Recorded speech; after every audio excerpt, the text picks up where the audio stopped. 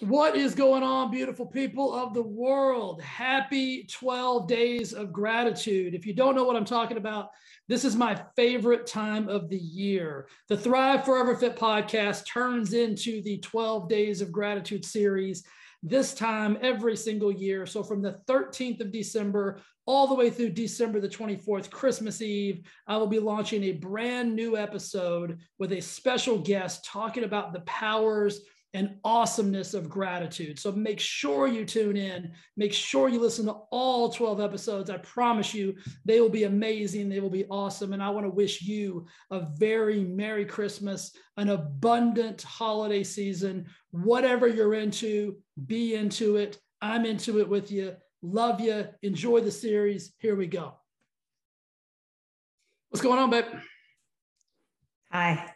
For those of you guys that don't know, this is my significant other, Lori Crete. Welcome to the final day of 12 Days of Gratitude. I thought I would save the best for last. Well, thanks, babe. I'm happy to be here. You're welcome. Before we start, something super excited just showed up from the Amazon man. I know you're in your office, so you didn't know, but I just got my first hard copy version of The Overweight Mind. Woohoo! Very exciting. I know. And the reason I brought this up is because if you have read the book, the first person that I talked to, I say to Lori with love and gratitude, none of this would be possible without you. So I think it's very fitting that this showed up on the day that we were going to record your episode. And when this comes out, it'll be Christmas Eve. So celebration, perfect time to buy somebody an amazing book for their, it's a little late for a stocking stuffer, but hey, you know what? Better late than never. Well, what a nice full circle moment of gratitude for 2021. Sometimes I forget what year it is. I forget what day it is most times, and I definitely forget what year it is. Let's just jump right in. I mean, you kind of, you've been hearing me record these for the last few weeks, so you kind of know the gist of what's going on. So when I say the word gratitude— Actually, I don't. I have not heard any of them. And I've been asking you guys listening in, what are you going to ask me? And he's like, true. Nothing really. So this is really going to be very much just genuine, authentic, not thought out answers. Yeah. Well, I don't like canned answers, and I don't like canned questions. And so I never like to give too much ahead of time prep, because I just want it to come from the heart, and I want you to just be super authentic. So the question I've been asking everybody, and you're the final one, you're episode 12, is, when you know me, I make up words, I make up definitions, and, all kinds of craziness. But so when I say the word gratitude to you, like, what does it mean? How does it feel? How would you define it? Just give me your synopsis of that. Well, I think I'm probably not alone when I say that gratitude for me has changed since March of 2020. The meaning of it, the feeling of it, the attention that I pay to different things. So I would say that gratitude has been somewhat of a savior for the last few years.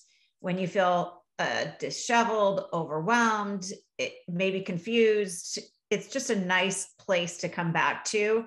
And I think, gosh, always, but more now than ever, we have been caught up in moments of fear and craziness and frustration, and just instead shifting that and focusing on moments of gratitude have been really helpful to me, and not the grandiose things, right? Like the other day, I'll give you an example.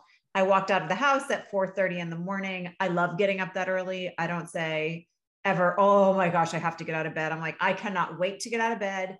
I'm going to make my coffee, and then I take Rudy out to go to the bathroom. And when I walked outside, I was like, oh my gosh, it is so quiet, and there are so many stars, and the air was finally crisp. And to me, I go, okay, let's just stop, pause, and embrace this moment with gratitude. And that kind of, when you can do that early in the morning, especially, it sets your day up. No matter what's thrown at you, you can go back to that moment of peace and gratitude. I never stopped and took advantage of moments like that, because I was always too gosh darn busy working prior to March 2020. So even now, having moments of gratitude for that crazy lockdown that we had to experience here in California, like, oh my gosh, it helped me hit the pause and reset button. And I have gratitude for that, which I never thought I would say. Where I was a year ago, not being able to work for 10 months, feeling like I was going to lose my mind.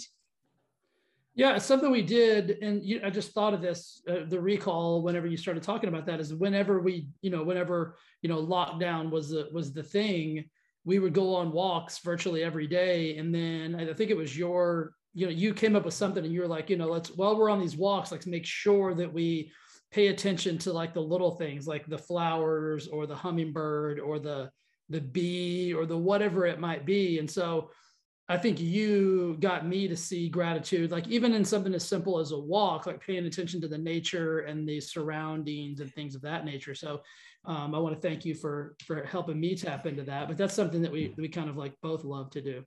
Well, I think it's funny because it's when the student is ready, the teacher appears or the lesson appears, because I've been saying that to you forever. And you always were in a hurry. And then all of a sudden you had time to stop, and you didn't seem to think I was crazy when I'd be filming a little trail of ants working, or what do you call me? A photographer? Is it Ansel Adams? Ansel Adams. Yeah, that's what I do when we go out. Always done that. But all of a sudden you had moments of gratitude for that. So I think I'd always looked at anything movement had to be aggressive, had to be physical fitness. Like we got to go, like, what's the, how long are we here? What's the mileage? What's the time? How's your pace? You got your BCAAs. And so it did allow me probably just to be, like you said, to be open more to, you taking 75 pictures of a cactus just with the perfect lighting. I mean, I love nature. I have massive gratitude to nature and being out in nature. So that's one of the best things for me. I also have gratitude towards the fact that we don't go, our date night is not Masters at 4:00 in a dark bar drinking cocktails. It is Friday mornings, early, out, taking in nature, walking, chatting with each other. So that is another, I guess, piece of gratitude that I've really tapped into. Something else you should be thankful and grateful for is that you have a shitload of storage on your phone, because all those without that, you wouldn't be able to capture all of those moments in your phone. Sometimes guys will be driving. I will say, go ahead.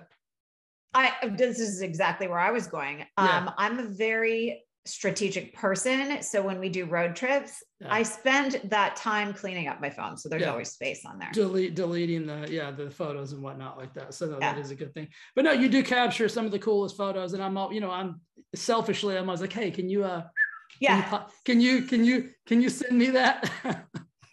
Yeah, so listen, I am grateful that you have an artistic eye and that you've got a little Ansel Adams in you, because without that, I wouldn't get to have some of the cool photos that I get to have.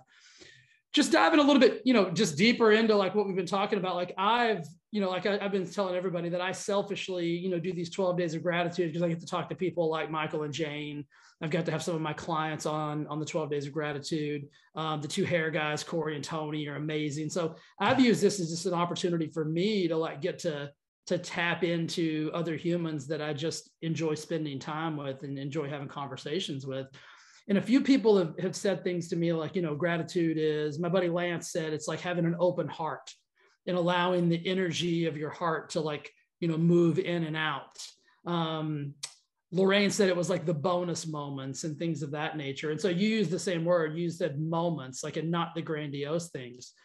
Give me an example of something else that you've used, or a way that you've used gratitude to kind of stay sane in this insane time that we've kind of been going through. I think, oh gosh, since I started working with, I've told you this story before, my dad owned a car dealership, and I used to go to work with him when I was like 10 years old, and I would wash cars all day long. I'd rather do that than play sports because he paid me. I think I was probably the wealthiest 10-year-old in my whole entire town, right? Because I loved going to work. So I have been a worker bee my whole life. And one of the things that I grant the most gratitude towards over the last 2 years is the fact that I don't have to be working 24/7.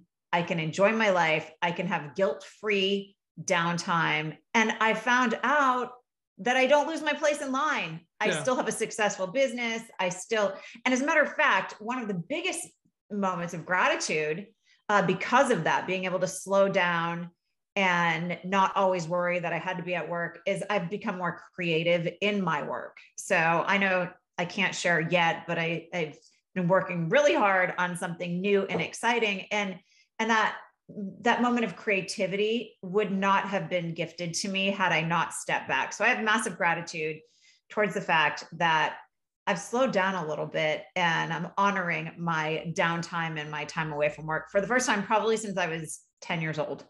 Yeah, as somebody who knows you really well, like I don't know that you would have given yourself the time or the space to create this new thing that you're creating. And I like to use the word we because I feel like that I've been a consultant and I'm just kind of giving my 2 cents in there. So I just. Well, when I told our CPA about it the other day and I said, Jay's actually been my model, he started cracking up and he's like, that's a good man. So I guess gratitude for you being patient and my model, my real life mannequin. It's like a reverse of that movie from the 80s. Yeah. But in all seriousness, back to what I just said, like, I don't know that you would have had the time. You would have given yourself the grace of the time to create this if you hadn't have, slowed down a little bit. So, I'm grateful for that because this is going to be an amazing project. I'm super excited for when you get to launch it and really talk about it. Let's tell a really funny story real quick. You talked about your dad and the car lot. The first time, Lori and I have been together, I want to say we're going on like 15 or 16 years. I think March. Oh, good. Because I don't remember. And I said, Jay is going to be so disappointed that I can't remember how long we've been together. So I'm glad you don't know either. It's like, it's 2007 is when we met. So will that be in March? I think it'll be 16 years. 50, I don't know. Somebody do the math for us. You guys care probably about that more than we do. But anyway, the first time I ever went to Vermont, where Lori is from and where her dad still lives, during the summer, we went to his car dealership. And then, we're kind of there, and I'd never met him before. I think I met him the night before for dinner. And Lori and I had probably been together maybe a yearish, something around that. Long enough for my name to have come up a few times here and there. We're at the car dealership and we're standing out back and Lori's like telling the story. She's like, oh, and then Jay did blah, blah, blah, blah, blah. Her dad looks her dead in the face and said, who's Jay? And I was literally standing right next to Lori. And I was like, that's me. I'm the guy we had dinner last week. It was so super. I thought it was funny. Like I did not take offense to it at all. But see, he never remembers anyone's name because my best friends growing up for years, they were always at my house with Tanya Burrell and Tina Gagno. And he used to call him Tanya Gagno. Like he cannot remember anyone's name. Yeah. So don't take it personally. I did not. I thought it was hilarious. I still tell the story to this day. Thankfully now after however many 15, 16 years, I'm pretty certain. We think he knows your name. We think he knows who I am. And so it's awesome. Like it's fun for things to come full circle. But, I'll take the reins for a second. When I think of gratitude, like little moments like that, like I'm grateful for because they're funny and they're great recalls. And I'll never, ever, ever forget my first trip to Vermont, not necessarily because of the beautiful leaves and the scenery and all those things, but like the human connection and interaction, even though it was something that, that was kind of a joke that I was the butt of, I thought it was kind of funny and I'll never, ever, ever forget that. So. Well, and speaking of gratitude, we went back to Vermont this summer. It was the first time I had been back to the lake that I grew up on, probably in 5, 6, 7, I don't even know how long, 8 years, a long time. And I remember sitting outside. We rented a little cottage with my sister. It was the 3 of us in there. And it was raining out. And my dad stopped by on his way home from work or way to work. He goes, what are you doing sitting outside in the rain? And I'm like, oh my God, I live in the desert. This is like a religious experience. In July to be sitting in the rain and a little bit cold. That was a nice moment out in nature, getting to spend. My dad goes, let me grab a cup of coffee, and came and sat out there with me for a little bit. Just the little tiny things like that are what I'm grateful for. Yeah, we slept with the windows open. In the summer, and obviously if you've been into Palm Desert or Palm Springs, like you don't sleep with the windows open in the summer because you'll just die of heat. And then the birds on the lake in the morning, the loons. Just an unbelievable, experience. And like you said, like grateful for those tiny little moments and the experiences that you get to have within those. Moving forward, like let me flip the script because I've asked everybody kind of the same question. And you've already kind of answered it a little bit. Like, how do you think of gratitude now? Like, I think I know you well enough to know like you're an uber grateful person, very thankful, very thoughtful. But as you mature and evolve and get more enlightened, like, does it become more part of like your daily thought processes? Is it natural, or do you still have to like pause and make yourself like be aware of like a scenario or a situation to be grateful for? I do start my day with it. And I know you do. You write everything down and you put it in the gratitude jar. Mine looks a little different. It's more of a visualization. I take Rudy out at 4:30 in the morning. The sky is full of stars. And while he's doing his thing outside, I literally will take a big, huge, deep breath in, roll my shoulders back, look up at the stars, and just say one or two things I'm grateful for. And then I set my intention for the day. So that's really how I use gratitude. I think that I lost my powerful manifestation vibes throughout the lockdown and the state of the union for the world. And it's still a little crazy out there, I'm not going to lie, but I started manifesting again, and I am grateful for that. So I have gratitude. Everybody listening in should take a moment and express gratitude towards the fact that we can create the life that we want. Manifesting, putting it out there, setting intentions. That to me is a big part of what we need to do moving forward. Express gratitude towards what we can control and what we can create and what we can welcome into our life. Yeah, absolutely. I think we get stuck in the minutia of thinking that this is just has to be the way that things are. And I think that's a great point, that you get to create the life that you want to live. And I think gratitude is a portion of that. It's like people always say, well, why aren't you just thankful enough for what you have? And why isn't that enough? And so I'll give you my take on that. And then I'd like to hear your, how you feel about that. Is like, I don't, I'm kind of like a very blissfully discontent person. Like, I love my life. I tell you that all the time. I'm like, I love our life. Like, we have so many amazing things. I write Lori a note every morning before I leave for work. And I usually say something to that very much, that nature is like, I'm grateful for you. I'm grateful for our life. I'm grateful for all the amazingness that we have. And I think that allows me to have just a different outlook on the day and just a different outlook on moments and experiences and everything.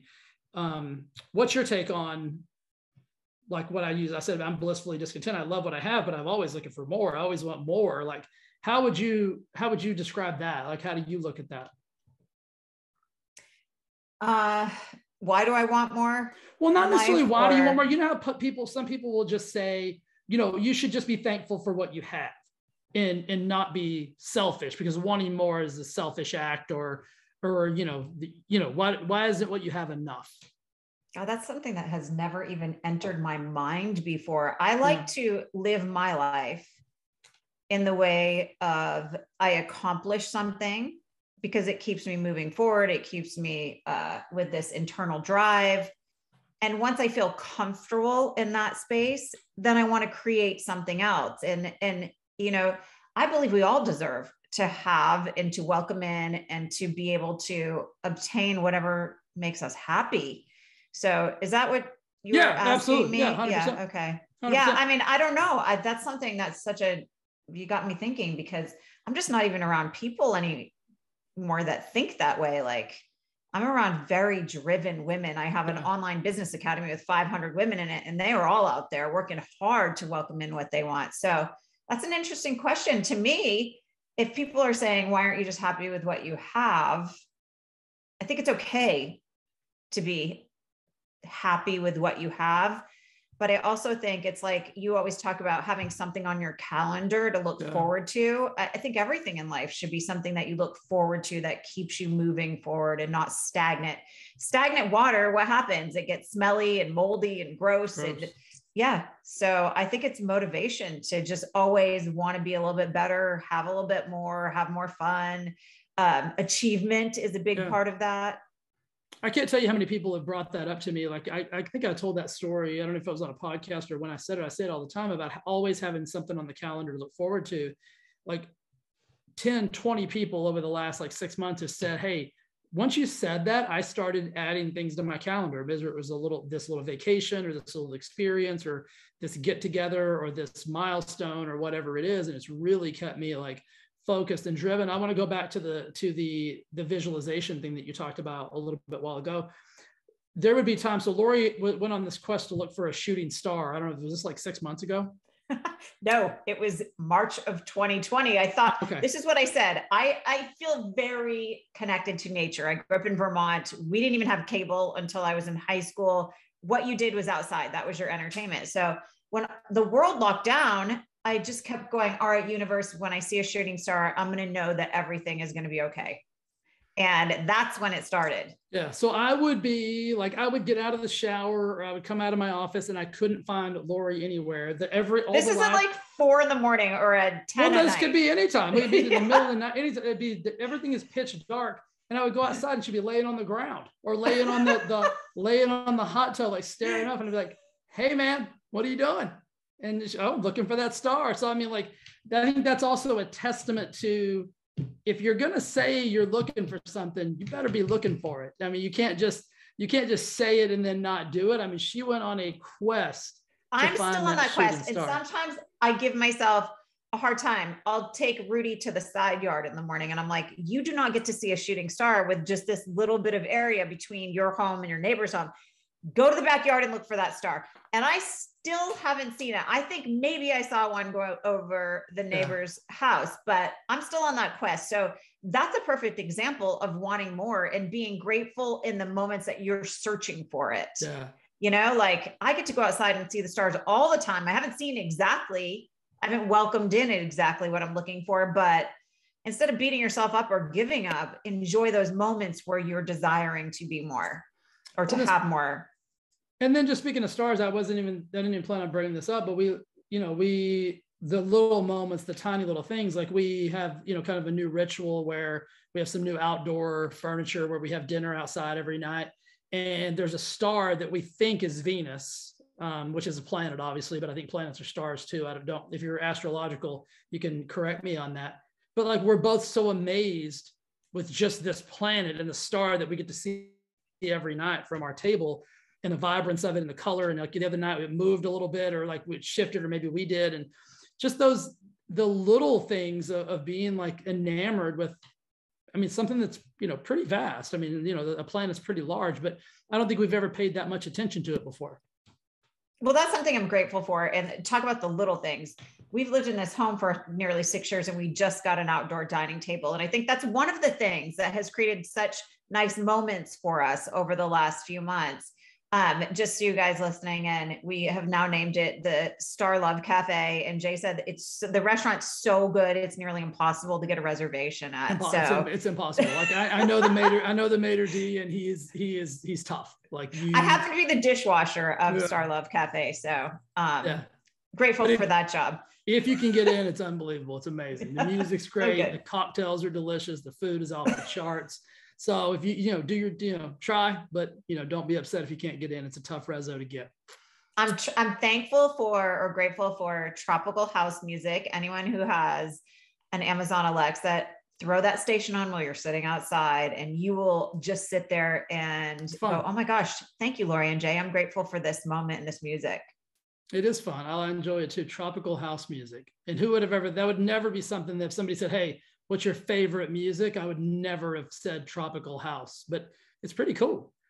Well, we had Marissa over the other night for dinner and she's like, oh, I listen to this station all the time. Yeah. Maybe it's a young person station. I don't know.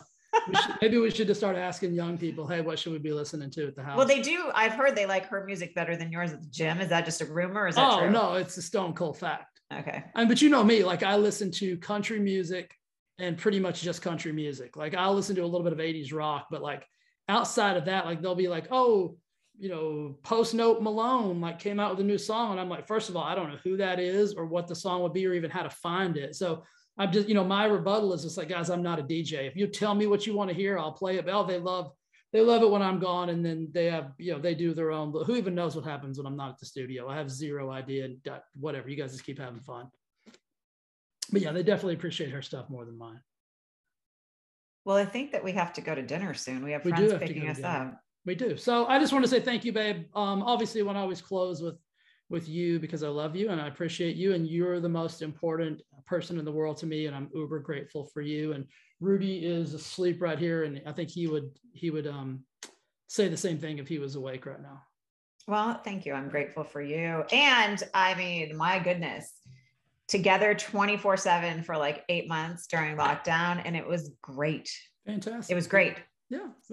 We actually grateful for that. Even got closer. I know. Yep. I know. All right, babe. Love you. Love you guys. Thanks for listening to the Thrive Forever Fit Show. Thanks for listening to the 12 Days of Gratitude. Be awesome to each other. Be grateful. And I will see you soon with another episode. Bye, guys.